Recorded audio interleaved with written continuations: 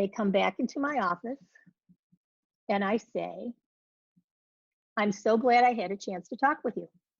I have time to go over this, everything that we talked about some other time.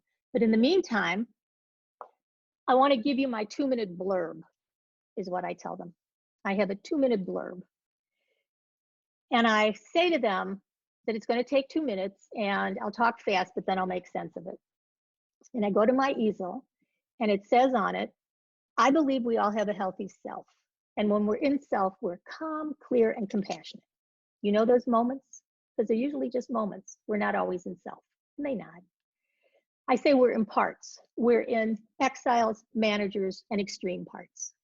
The exiles, then I move over here. The exiles are the parts that we learned in childhood weren't going to get our needs met.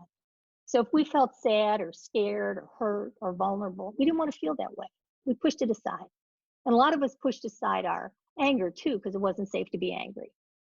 But then when we pushed all those exiles aside, we go out in the world and we manage. And somehow we manage by being nice or pleasing or caretaking or judgmental or angry, sarcastic, hardworking, lots of ways to manage. One of the ways to manage is what I call this pseudo-self, where you look like you're in self. You're trying to look like you're calm, clear, and compassionate, but you're really feeling a lot of these feelings underneath.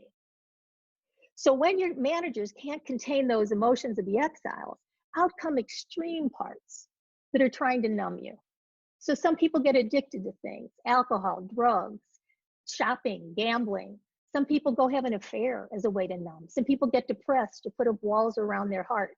Some people get enraged, have panic attacks. There's a lot of different ways where you numb from these exiles because of the extreme behavior. And if I could draw, and then I go to the board and I have 2 little squares that I put up. I said, if I could draw, these would be 2 castles.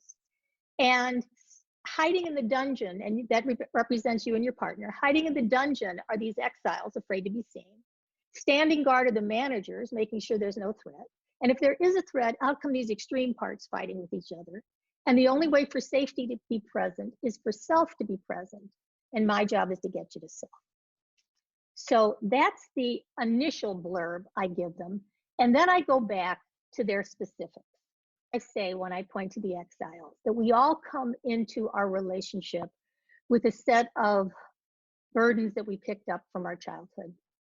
And if we come from a family where there's a lot of competition and a lot of criticism, sometimes there is a big effort to work even harder or to be perfect or to get someone's approval. And when that happens, or we don't get the approval, then maybe we get depressed, or maybe we try even harder.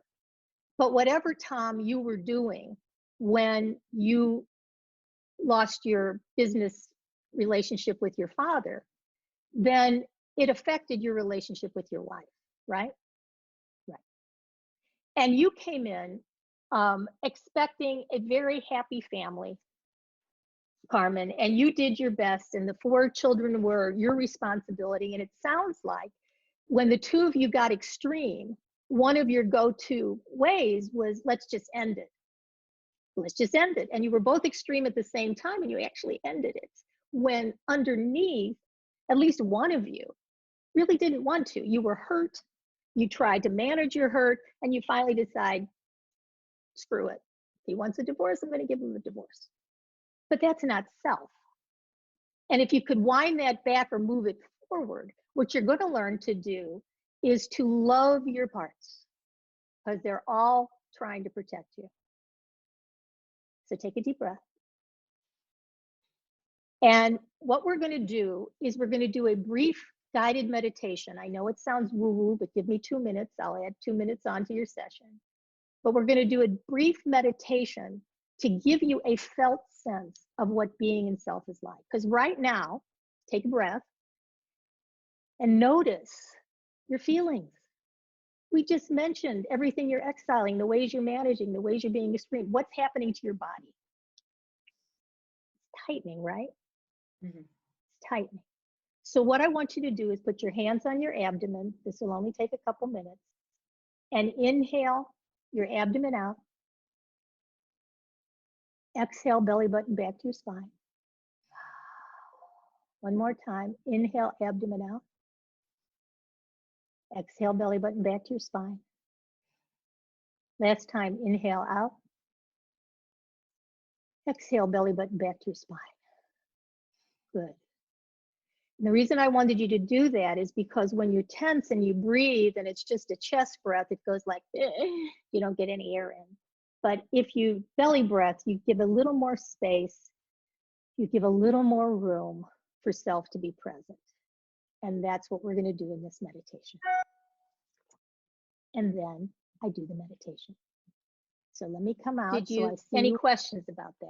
And you can do that with, if you've got two kids in a fight in a room. I mean, I just wanted you to be able to use this wherever you are, whoever you're working with, that this works.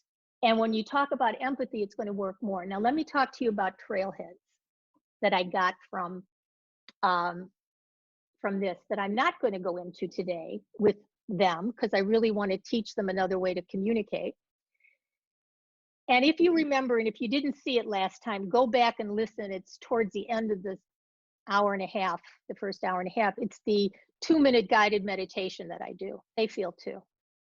So even though they come in, even though we've just stirred them up, that meditation gives them a felt sense that they can put their parts aside for a little bit, ask them to stay at the base of the mountain, go up in this energy we're calling self, from a self to self perspective, send compassion in the direction of their partner, so that they're not watching how they're reacting to their children. They're not watching how they're reacting to their family of origin. They're not carrying all the grudges. They're just sending compassion.